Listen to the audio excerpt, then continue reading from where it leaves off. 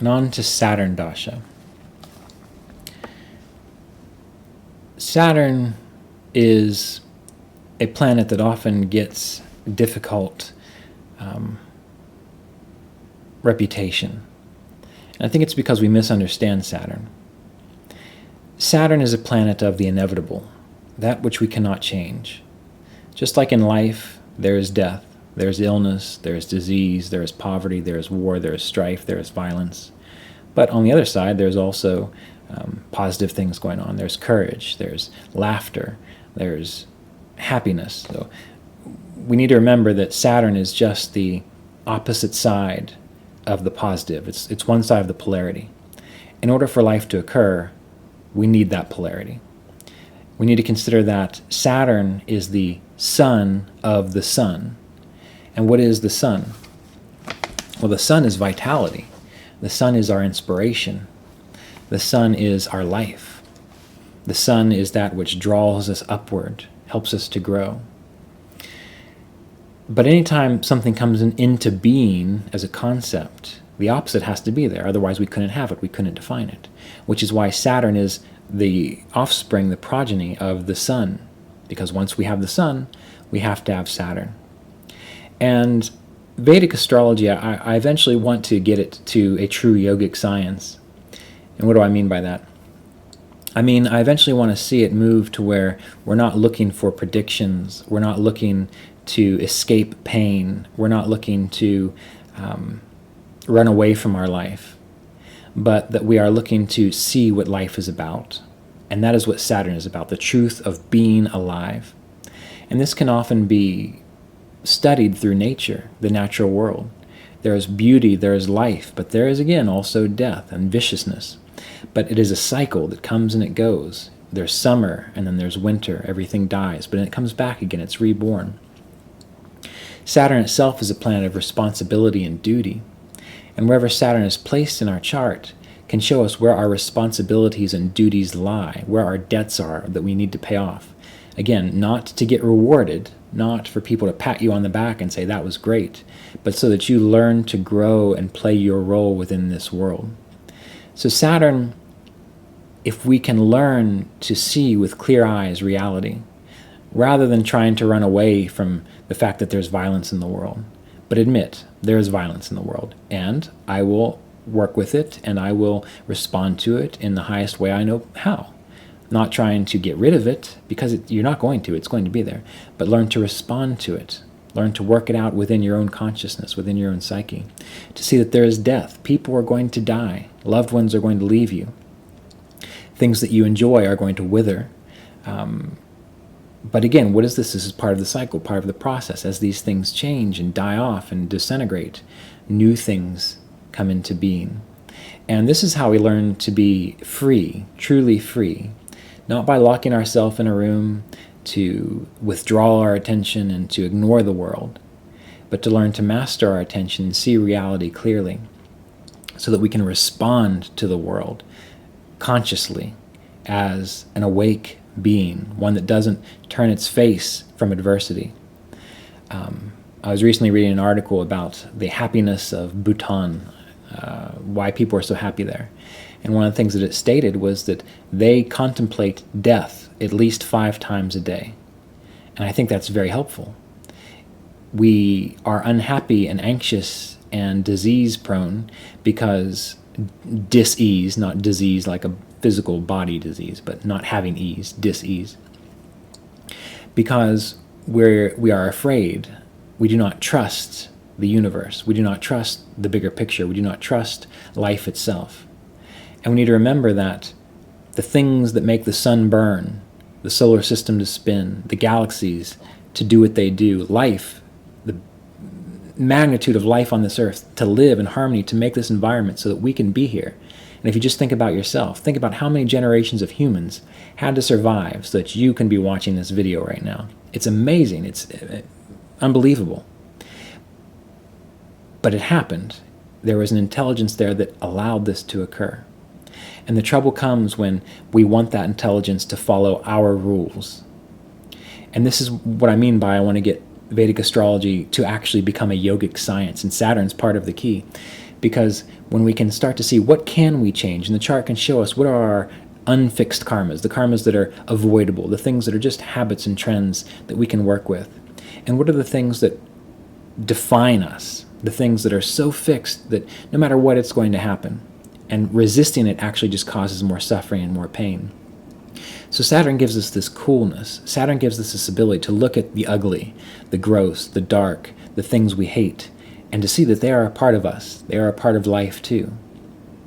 So that we can work and enjoy the beautiful parts, the rest of it. So anyway, the point of Saturn is that he's part of a duality of experience. And as long as we're in this world, and we're going to be in this world for a while, we only can get out of this world, if you want to think of it that way, although I don't think that's actually true. We can only get out of it by making peace with integrating these seemingly dichotomous experiences and realizing that they are part of a whole. And so Saturn is very important in that regard. So embracing grief, embracing the pain of loss and separation, seeing that it is a part of life too. It is also a part of divine love. Then we make peace with Saturn. And then we're able to experience the true fullness of life, the whole story. And then we are free. And then we choose to be here in this world or not, depending on what our consciousness is aiming towards, directed towards. But as long as we are railing against the suffering of Saturn, pushing it away, ignoring it, not embracing it, trying to integrate it, because it is a part of ourselves, we're going to be stuck here. And the best way it was described to me, it's as though you are an indentured servant or a slave. And so we remember Saturn rules over hard work and slavery. And when you are an indentured servant or a slave, you're not getting paid for what you're doing. Your reward is the fact that you're paying off your debt. So no one pats you on the back, no one says good job, no one gives you $1 million for what you do. You earn your freedom through working off these debts. So the same thing with wherever Saturn is placed in your chart, that area of life will have debts that you're meant to work off, suffering you're meant to integrate, so that you can see the wholeness of life. And so you need to meet that responsibility with coolness, with detachment, with a sense of duty and service. And in that way, you gain your freedom. Again, in the meantime, you're not getting rewarded. It's not a joyous thing usually, but you're working it off. And if you say, no, I don't want to do that, and you put your hands up and you throw down your work and you will not meet your responsibilities, all you're doing is prolonging your time in suffering. So we need to remember, when it comes to the suffering of Saturn, we need to be thankful for it and ask, help me understand how this fits into the divine whole, the intelligence of creation, because our minds cannot fathom that. The reasons everyone has suffering, we have suffering, your friends have suffering, it sounds very bad when you're in it, when you're just looking at all that is, but we have no idea, truly, what this is related to in the rest of creation, what this is related to in the rest of the cosmic intelligence. And think back over time, suffering that people have gone through that led to greater good. Think back over time of the fantastic things people have done that led to just horrible atrocities. So we cannot truly know, and that leads us to this idea of Saturn, this idea of surrender. And going back to that thought on finding happiness and contemplating death, the country of Bhutan, which is supposedly a very happy place, or at least the people there are happy. When you contemplate death, when you really contemplate death, you get a deep insight into this consistent, nonstop transformation of life, of inspiration and withering, of growth and coldness and darkness. But you see that it's eternal. And you no longer fear death. And you no longer fear the change. You embrace it because you know it is a part of you. So those of you who have problems with Saturn, for example, the recommendation is often the Mahamrityunjaya mantra, a mantra of overcoming death. But really, it's not overcoming death as in you will be immortal. It's overcoming the fear of death, and then you realize the immortality, not of your body, but of your consciousness and of your connection to the whole. So if you're having difficulty with Saturn, serve people who have a lot of suffering in their life, who are poor, who are indigent, who cannot take care of themselves. Do it as duty.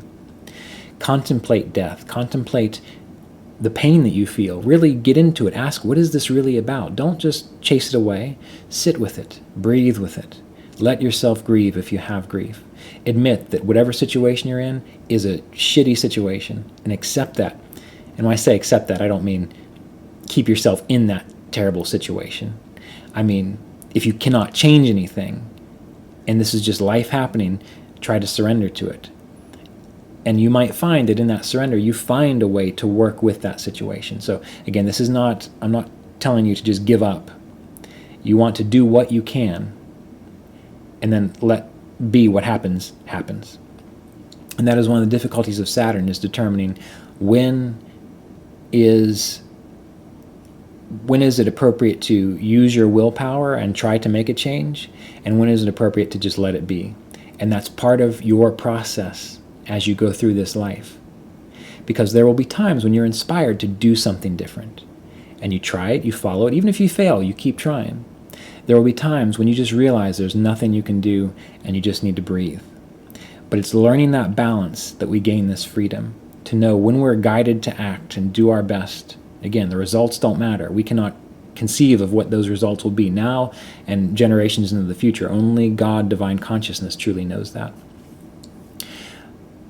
But if we're in grief and we need to feel that grief and process that grief, or lost, and realize this is just a bad situation, let it be a bad situation. Because part of the suffering that makes it even worse is that you wish it wasn't there. So it's not accepting the reality of it. So these are some things that have been on my mind about Saturn. And I'd like to encourage you to contemplate more deeply these ideas. And don't look at Saturn as someone who's punishing you. Look at Saturn as a teacher, in the sense that you have suffering because maybe you're not meeting your responsibility in a certain area, and you need to figure out, what can I do better or more appropriately so that I can meet that responsibility. It won't end your suffering so much, but it'll prevent you from having to experience it again, because it's helping you to pay off that debt. But enough of that. Let's go on to what Parashara says about Saturn Dasha. Now I will describe to you the effects of the Dasha of Saturn, who is considered the vilest and most inferior amongst all the planets. Should Saturn be in his sign of exaltation, in his own or Mula Trikona sign or friendly sign, or in his own or exalted Navamsha, and in the 3rd or the 11th, there will be during his Dasha recognition by government, opulence and glory, name and fame, success and educational sphere, acquisition of conveyances and ornaments, gain of wealth, favors from the government, attainment of high position, like commander of an army, acquisition of kingdom, and benevolence of goddess Lakshmi, gain of property, and birth of children. So there's a few things to note here in the positive aspects of Saturn. Oftentimes you'll read in Parashara or other works where it gives a list of things, like if Saturn is in his own or exalted Navamsha and in the 3rd or 11th house. So both of those have to be there for this good thing to occur. We need to be aware of that.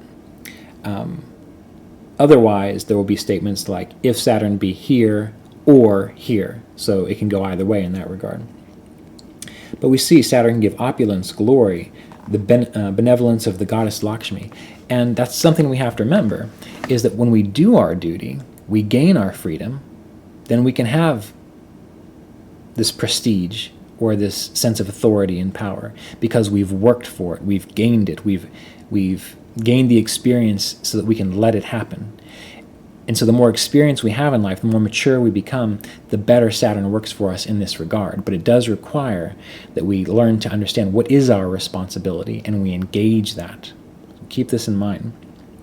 So Saturn Dashas don't have to be all bad. Oftentimes people will get married in Saturn Dashas. They'll have increase to their career, increase to their status, but it requires that they have prepared for it first. So if you have a difficult Saturn in your chart and you see a Saturn Dasha coming up or a Saturn transit coming up, what you need to prepare for is think about that area of life where the Dasha or transit's going to occur and ask yourself, how can I more maturely approach this area of my life? Work hard, be responsible about it, and you'll get better results in that regard. Now the difficult dasha of Saturn, according to Parashara, if Saturn is in the 6th house, the 8th, or the 12th house, in his sign of debilitation or combust, there will be during the dasha of Saturn ill effects from poison, injury from weapons, separation from father, distress to wife and children, disaster as a result of displeasure of the government and imprisonment. If Saturn be aspected or associated with a benefic, be in a Kendra or trine, in Sagittarius or Pisces, there will be acquisition of a kingdom and high position, conveyances and clothes. And the note here is that Saturn being lord of a Kendra or trine is a Yogacaraka for Taurus and Libra.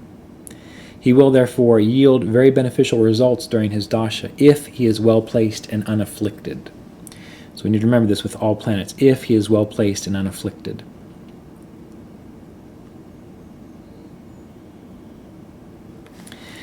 So as you consider the Saturn dasha, think about these positions within your chart.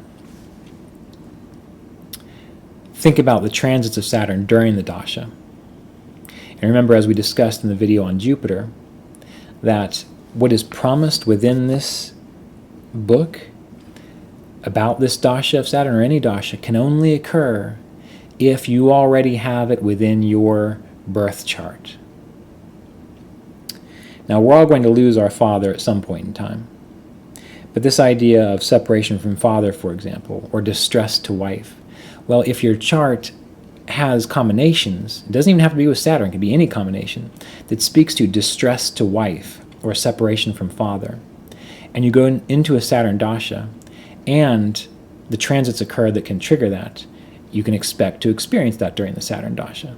If you do not have these things within your chart, more than likely you won't. The same thing for the good aspects. If your chart supports opulence and glory, and wealth and favors from the government, well, whatever planets are causing that, it doesn't matter as long as they're causing it within your birth chart. Whenever transits come along and trigger that, and you're in a Saturn dasha, all these things add up, and they will reveal to you when that's going to happen. But again, it has to be in your birth chart first. And again, I want to encourage you to please go look at, consider the Vimshottari Dasha MP3 course, and possibly even the astrological principle courses at my site, AshevilleVedicAstrology.com, because we spend hours going over examples and more detailed principles about dashas and how to read the chart to understand these things. It was a lot of fun to teach those classes, so I would like to see more people using a broader approach, a more detailed approach to dashas and predictive techniques, at least to understand the trends within their life, so that they can make better choices and more accurate assessments of how to plan for their future and how to improve their future if they need to do that. Saturn's all about improvement. Okay, well, thank you very much for tuning in, and our next videos will be concluding the tail end of the Vimshottari Mahadasha principles.